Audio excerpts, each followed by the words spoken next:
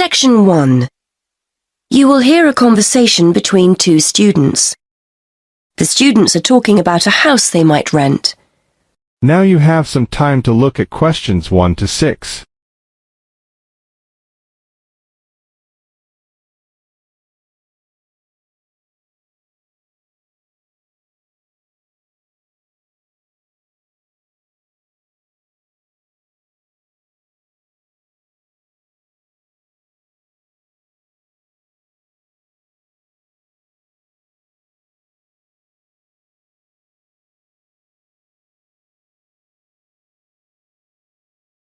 Now we shall begin. You should answer the questions as you listen, because you will not hear the recording a second time. Now listen carefully and answer questions 1 to 6. Hi, Jason. So what's the house like? I hope it's as good as the advert made out. It's okay. I think I finally found something we'll both like at last. Brilliant. So what's it like? Well, it's within walking distance of uni. It's in a residential area. There aren't many students living there, but it's easy to get onto campus. And the city centre is only a bus ride away. Okay, that's a good start. But what's it like inside? To be honest, when I saw the advert, I didn't think it would be big enough for the three of us. The rent's not exactly cheap for the area. So come on, is it worth it? Well, it's got 3 bedrooms and a nice living room, so we'll all have our own space to work and somewhere to sit together. It's clean and there's no need to decorate. I'm sure your mum and dad would be happy with it, if that's anything to go by. Okay, that sounds promising. And the landlady was really nice. She's not one of those people with a lot of properties. In fact, this is the only one she has, so she really looks after it. Her daughter was a student and stayed there last year, apparently. Good. The advert said there's no garage, but I can park on the road outside. I checked, and there are no parking restrictions along that road. I know there are some shops in the neighbourhood, so we'll be okay for food and basic things. Yes, that's right. It's a nice house, and the kitchen's fine. I suppose it's not exactly modern, but it's clean and functional. All the things you need, washing machine, cooker. There's no garden, which is a shame, so nowhere to sit in the summer. But there's Wi-Fi, so all in all, I'm happy with it.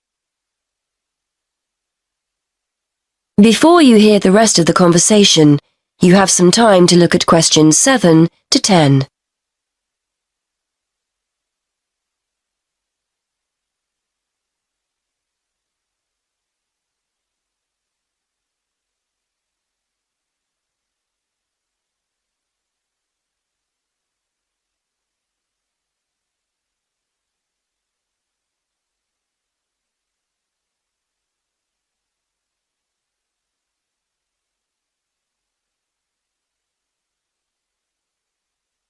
Now listen and answer questions 7 to 10. Right then, I think we've cracked it. I'd like to see it myself before we sign anything. I might pop along later to have a look. It's on Foxwell Road, isn't it? Let me just make a note of the address. That's Foxwell Road. Is that right? Yes, that's right. Number 94. I'll come along with you for another look.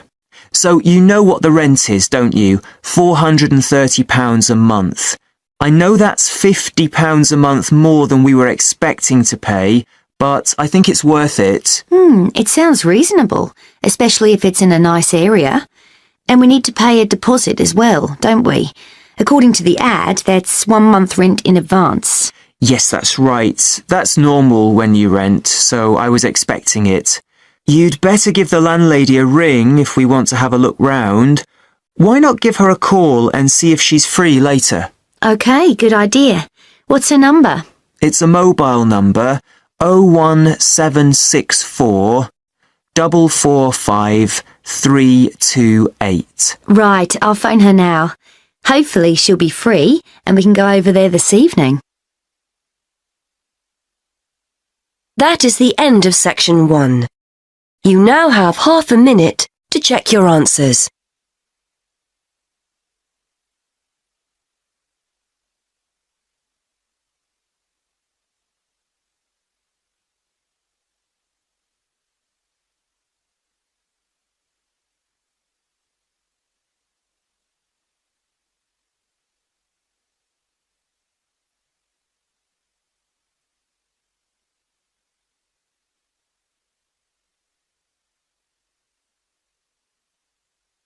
Now turn to Section 2.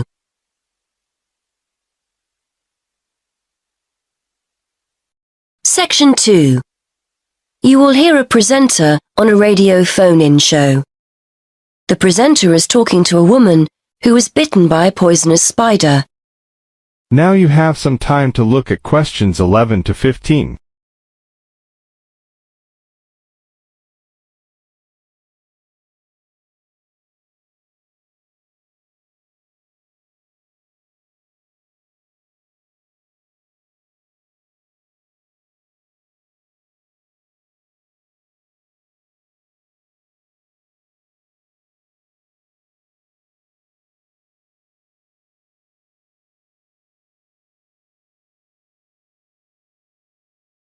Now listen carefully and answer questions 11 to 15.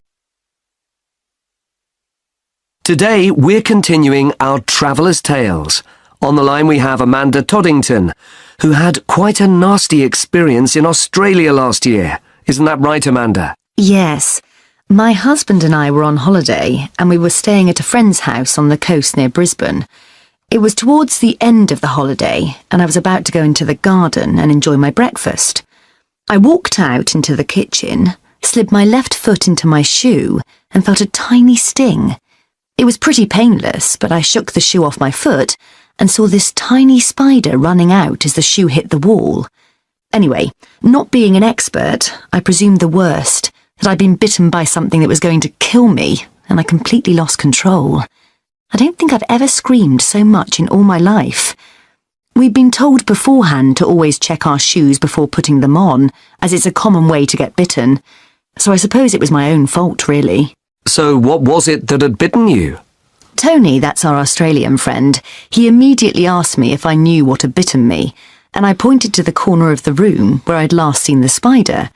He picked up a jar and found the creature in the corner where the shoe had hit the floor. "It's a redback," he said, and he gently placed the jar over the spider. The funny thing was, we'd been talking about some of the creatures we needed to be careful of a few days previously, and as he said the name redback, the conversation came flooding back to me. In particular, the fact that the bite can be extremely painful. I found out since that the redback is from the same family as the black widow spider, and it's the female that does the damage, which it turned out was what I'd been bitten by. You must have been absolutely petrified. You can say that again. I remember feeling quite confused. I wasn't in a great deal of pain to begin with, and yet I could see from our friends' faces that they were concerned. Tony explained that the venom or poison of the bite spreads quite slowly, so the pain doesn't feel too bad at first. Gwen, Tony's wife, brought an ice pack, and Tony held it against the bite to make it less painful. Apparently, you're not supposed to put a bandage on the area, as this can make it hurt even more.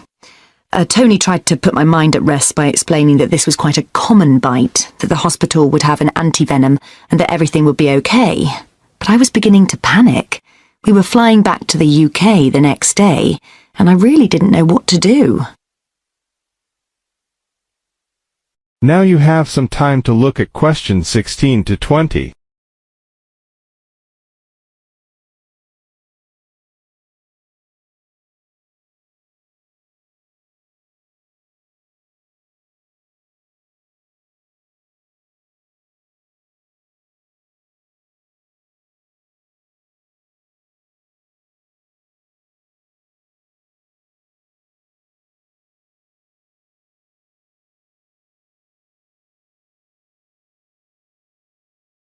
Now listen carefully and answer questions 16 to 20. So what did you do? Well, Tony phoned the doctor, who told him to check my symptoms for the next hour or two. As time went on, the pain became very intense, from my foot right up to my knee. My husband was on the internet and was reading out the possible symptoms. I wasn't feeling sick, and I hadn't yet developed a fever, but I had a terrible headache, and my foot was beginning to swell up. At this point, Tony decided to take me to the local hospital to be on the safe side. I really didn't want to go, as I had visions of being kept in for days and all our plans being spoilt. But Tony and my husband insisted. When we got to the hospital, I was relieved to see how casual everyone was when Tony explained I'd been bitten by a redback spider.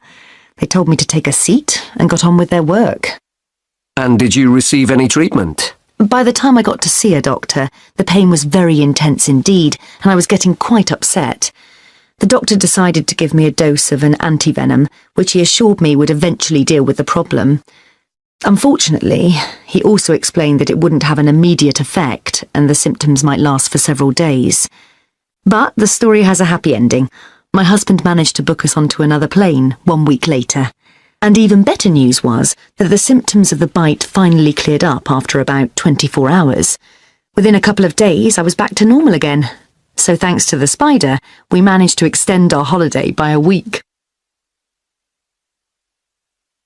That is the end of section 2.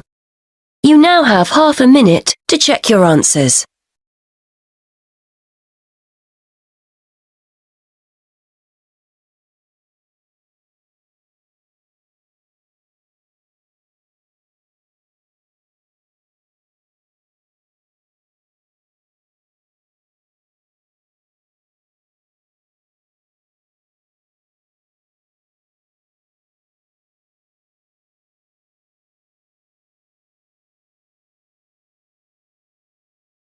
Now turn to section 3.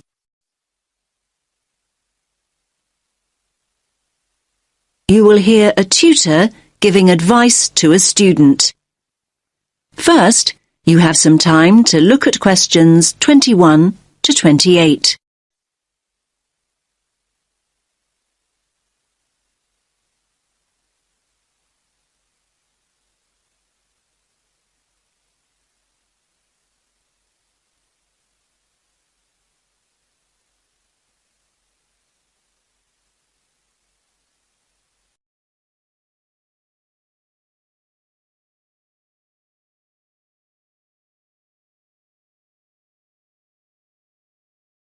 Listen carefully to the first part of the conversation and answer questions 21 to 28.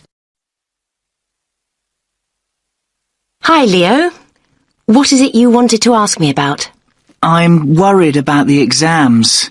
I don't mean if I pass them or not. I mean about revising. I don't think I know how to revise. I mean, every time I start looking back over my work, I just switch off. I can't concentrate. I don't think you're the first student that ever said that, Leo. Are you revising at the right time? I mean, are you leaving it until too late at night, when you've got no energy left?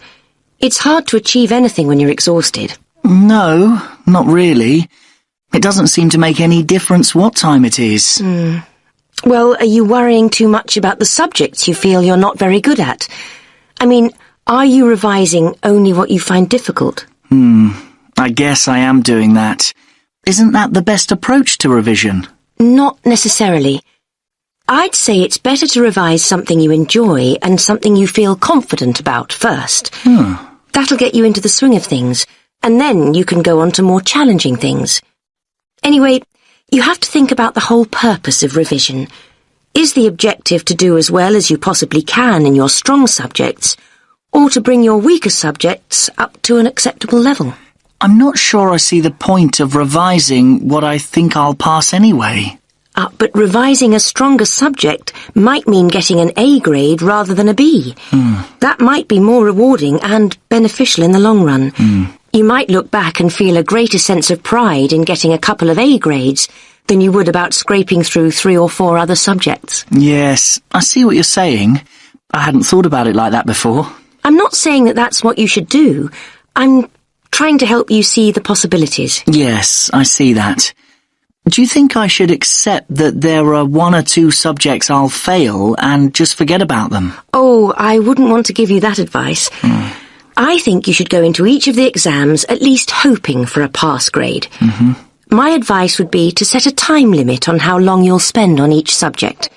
You may want to spend a little longer on the subjects you find most difficult, but not an excessive amount of time. Yes, thanks. That's helpful advice. Do you have any more tips about how to go about the actual studying? I mean, how can I keep focused? Well, what sort of learner do you think you are? What do you mean? Well, if you're a visual learner, you like seeing things. From what I know of you, I think you probably are a very visual learner. So what does that mean in terms of revising? You probably learn best with images or diagrams. You could try organising information into tables or flowcharts. I do sometimes make mind maps. Good idea. I think mind maps can really help you organise your thoughts. And another thing, have you thought about revising with other students? I didn't think that would be a good idea. I mean, if I can't concentrate by myself, I certainly wouldn't be able to concentrate when there's another person there to distract me. Now you have some time to look at questions 29 and 30.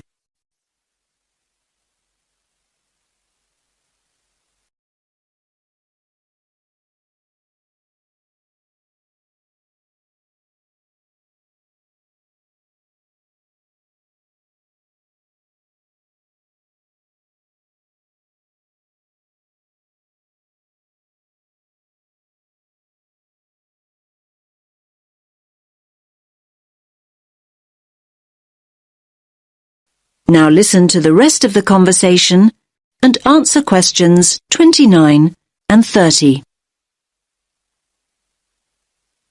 That probably isn't true. Another person might help you focus. Lots of students get together with a friend, sometimes in groups, to revise. They usually work out some sort of structured procedure. Okay, I'll think about it. I guess with a friend you could test each other. I mean, revise for a while and then take it in turns to ask each other questions. Now you're thinking in the right direction. You could also write short summaries or essay introductions, say, and then read and comment on each other's work. Both positive and critical comments coming from a peer can be very helpful. There are all sorts of collaborative strategies and, apart from anything else, having company is so much nicer than struggling through alone. Okay, you've given me a lot to think about. Thanks for your time. I feel much more positive than I did. I'm really glad to hear that. Coming to see me in the first place was very sensible. Do come back and tell me how things are going in a couple of weeks. That is the end of section 3. You now have half a minute to check your answers.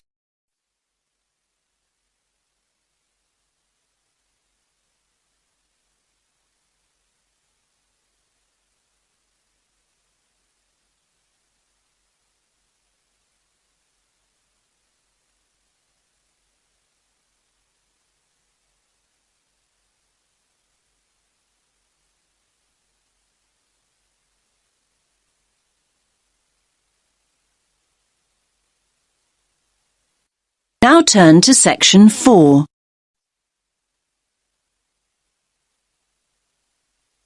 You will hear part of a lecture about the film director Alfred Hitchcock. Now you have some time to look at questions 31 to 34.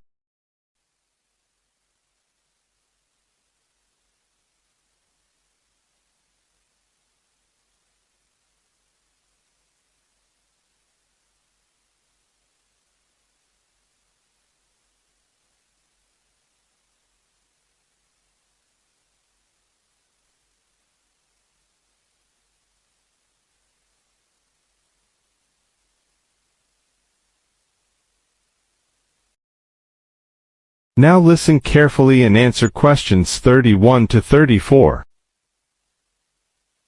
We've been talking about prominent film directors, and today I want to talk about one of the most influential directors of them all, Sir Alfred Hitchcock.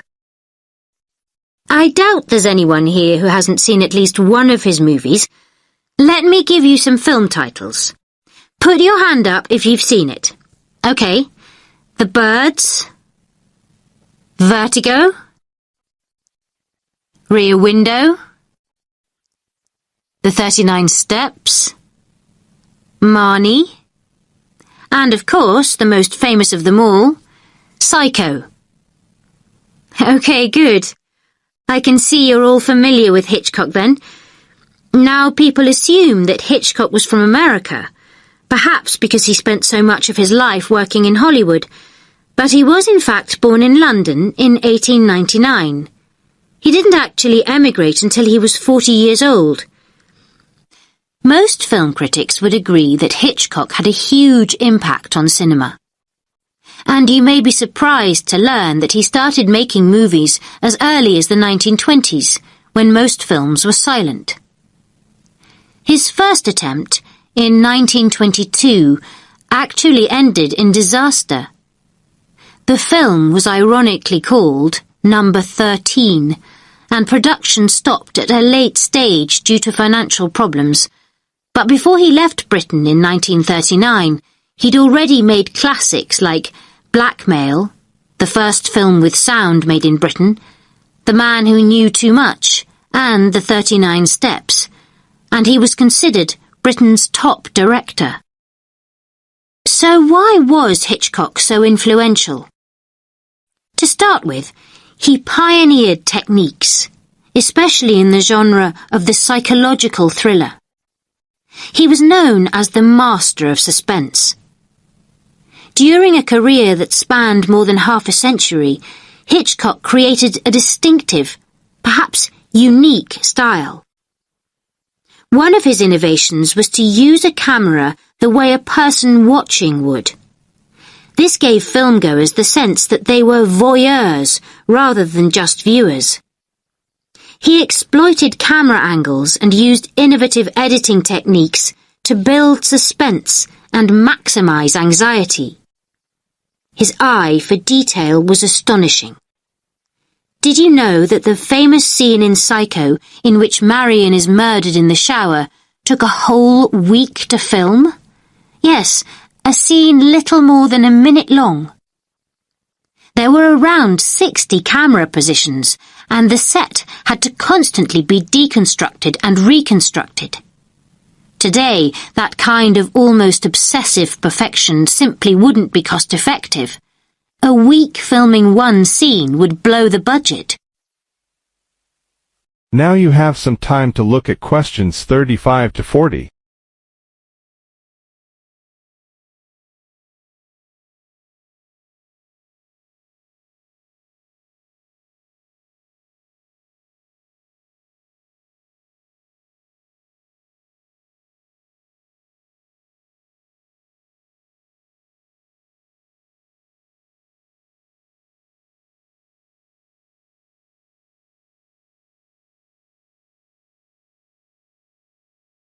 Now listen carefully and answer questions 35 to 40. So what were Hitchcock films about, and who were some of his typical characters?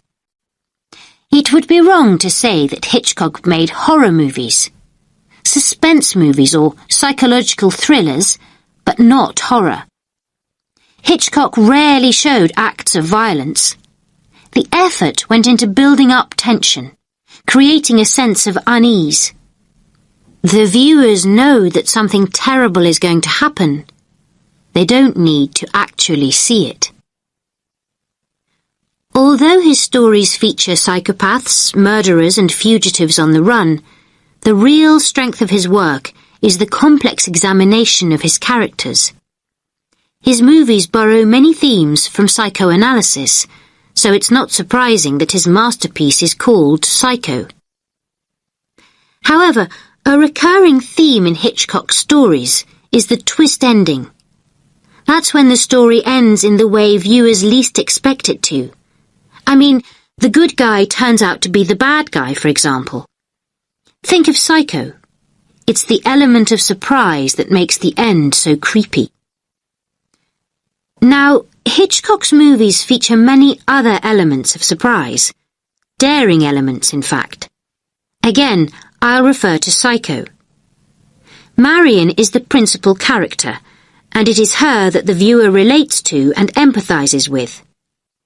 Marion has stolen money, and the viewer wants to know if she will get away with her crime or be caught and punished. Suddenly, a third of the way into the story, Marion is murdered, and the entire dynamic changes. The original storyline is put on hold, and a whole new story begins. No longer able to identify with Marion, the viewer begins to empathize with the new principal character, and that, of course, is the murderer. Norman. In this way, Hitchcock manipulates the audience into seeing the story from a whole new perspective. Did you know that Hitchcock played a small part in each of his movies? He always had a cameo role, and this was a very clever move, as it helped him become known. Filmgoers could put a face to the director. Some might even say that before Hitchcock, the director was a far less significant individual in the filmmaking process. Nowadays, however, people go to see a particular director's movie regardless of who's starring in it. That is the end of section 4.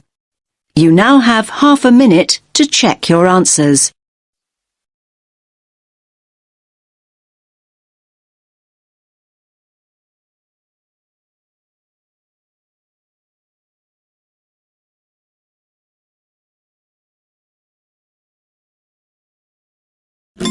I don't think so. No, no, no, no. I don't think so. No, no, no, no. It's never, ever, ever, ever, ever, ever gonna happen.